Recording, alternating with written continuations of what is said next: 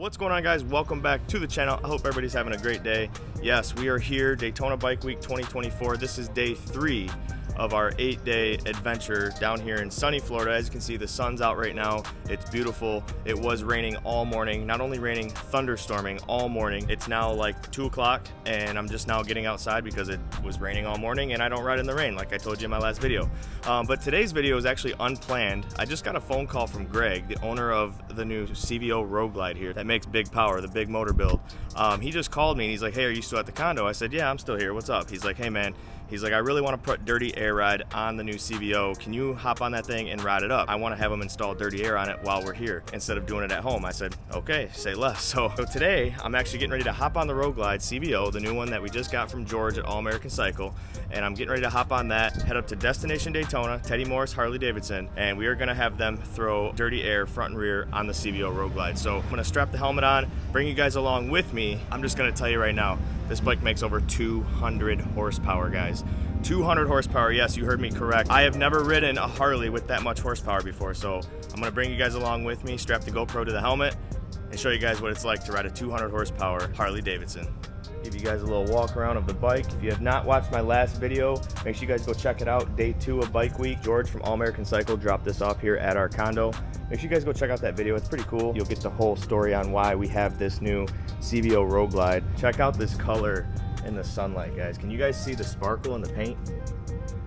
This thing is beautiful. It's got RYD wheels on it. It's got a custom stainless pipe on it. And I'm not going to get into the detail on the motor, but just know that this bike makes over 200 horsepower, guys. 200 horsepower. Give you guys a little cold start.